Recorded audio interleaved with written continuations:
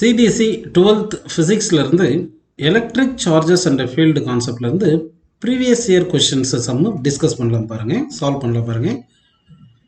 First question, the magnitude of the electric field due to a point charge object at a distance of 4 meter is 9 Newton per coulomb.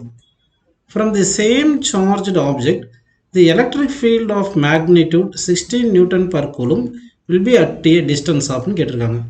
அதாவது ஒரு charge place பண்ணியிருக்காங்க, 4 metre டிஸ்டன்ஸில் electric field எவ்வளோ இருக்குன்னு சொல்லியிருக்காங்க, 9 Newton per coulomb இருக்குன்னு சொல்லியிருக்காங்க.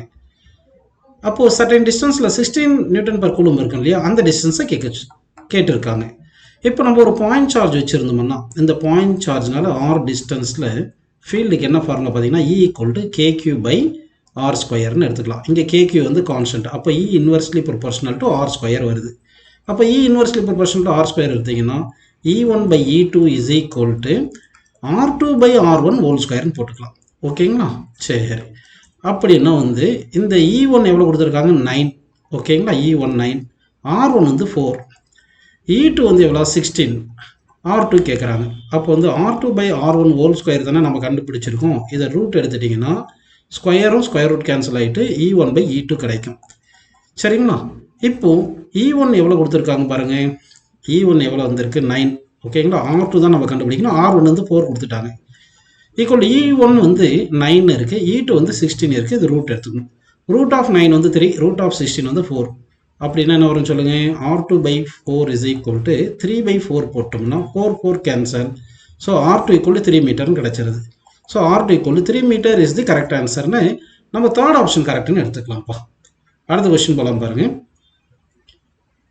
A point P lies at a distance x from the midpoint of an electric dipole on its axis.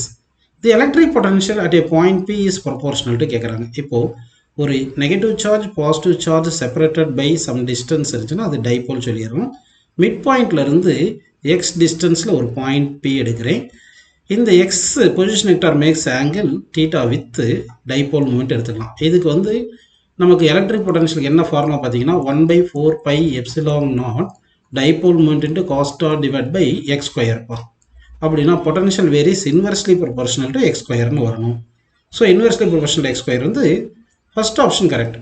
அடுத்த கொஸ்டின் பாருங்கள், ampere hour is the unit of கேட்டிருக்காங்க. நமக்கு என்ன தெரியும், கரண்ட் = சார்ஜ் பை டைம் தெரியும். அப்போ சார்ஜ் = கரண்ட் இன்ட்டு டைம்னு வரும். கரண்ட்டுக்கு யூனிட் வந்து ஆம்பியர், டைம் வந்து அவர்னு போட்டுக்கலாம். அப்போ ஆம்பியர் அவர் வந்து யூனிட் ஆஃப் சார்ஜ் வருது. அப்போது ampere hour is the unit of charge is the correct ஆன்சர்னு எடுத்துக்கலாம். ஓகேங்களா? சரி, அடுத்த கொஸ்டின் பாருங்கள். when a body is connected to the earth, then electrons from the earth flows into the body. It means that the body is ஒரு பாடி இருக்குது, இதுதான் எர்த்துன்னு assume பண்ணிக்கோங்க. எர்த்து இப்போ வந்து பாடியை வந்து எர்த்து கனெக்ட் பண்ணும்போது எலக்ட்ரான் வந்து எர்த்துலேருந்து பாடிக்கு போகுதுன்னா அப்போது பாடிக்கு வந்து பாசிட்டிவ் சார்ஜ் இருக்கணும். அப்போ தான் இந்த எலக்ட்ரான் போயிட்டு நியூட்ரல் பண்ண முடியும். ஸோ பாடி இஸ் பாசிட்டிவ்லி சார்ஜ்டுன்னு எடுத்துக்கலாம்ப்பா. ஓகேங்களா? அடுத்த கொஸ்டின் பாருங்கள். when a body is charged its mass, இப்போ வந்து ஒரு பாடியை சார்ஜ் பண்ணுறோன்னு வச்சுங்க, நெகட்டிவ் சார்ஜ் பண்ணோம்னா இதுக்கு எலக்ட்ரான் கெயின் பண்ணிக்கும், பாசிட்டிவ் சார்ஜ் பண்ணால் எலக்ட்ரான் லாஸ் பண்ணிக்கும், எலக்ட்ரானை லாஸ் பண்ணிடும். அப்போ எலக்ட்ரான் லாஸ் பண்ணிச்சுன்னா பார்ட்டிக்கல் லாஸ் ஆயிடுது, அப்போ மாஸ் குறைஞ்சிடும். அப்போ பாடி பாசிட்டிவ்லி சார்ஜ்னா இட்ஸ் மாஸ் டிக்ரீசஸ். இதே பாடி வந்து சார்ஜ் நெகட்டிவ்லி சார்ஜ் பண்ணும்போது எலக்ட்ரான் கெயின் பண்ணுறதுனால பார்ட்டிக்கலை கெயின் பண்ணுறதுனால இதுக்கு மாஸ் வந்து கூடிரும். அப்போ may increase or decrease depends on charge, nature of the சார்ஜை பொறுத்து. நெகட்டிவ் சார்ஜ் பண்ணோம்னா பாடிக்கு மாஸ் கூடும், பாசிட்டிவ் சார்ஜ் பண்ணோம்னா பாடிக்கு மாஸ் குறையும். அதனால மே இன்க்ரீஸ் ஆர் டிக்ரீஸ்னு எடுத்துக்கலாம். அடுத்த கொஸ்டின் பாருங்கப்பா. 1 start coulomb is equal to dash coulomb கொடுத்துருக்காங்க. ஆக்சுவலாக ஒரு கூலும் அப்படின்றது எவ்வளோ பார்த்தீங்கன்னா 3 × 10⁹ ஸ்டாட் கூலும் எலக்ட்ரோஸ்டாட்டிக் யூனிட் அப்படின்னு போட்டுக்கலாம், ஸ்டாட் கூலும். அப்போ ஒரு எலக்ட்ரோஸ்டாட்டிக் யூனிட் ஈக்குவல் எவ்வளோ வரும்னு பாருங்கள், 1/3 × 10⁻−9 கூலும் அப்படி கிடைக்கும். ஓகேங்களா? அப்போ எலக்ட்ரோஸ்டாட்டிக் கூலும் வந்து 1/3 × 10⁻−9 கூலும்னு போட்டுக்கலாம்ப்பா.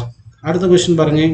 இந்த எலக்ட்ரோஸ்டாட்டிக் ஃபீல்டில் வந்து சார்ஜை மூவ் பண்ணணும்னா work done by the charge வந்து பை தி ஃபீல்டு வந்து இண்டிபெண்ட் ஆஃப் பாத் அப்படின்னா it is conservative field.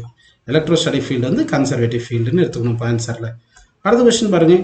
1 coulomb charge equal to 1 coulomb charge எவ்வளோ பார்த்தீங்கன்னா 3 into 10 power 9 electrostatic unit.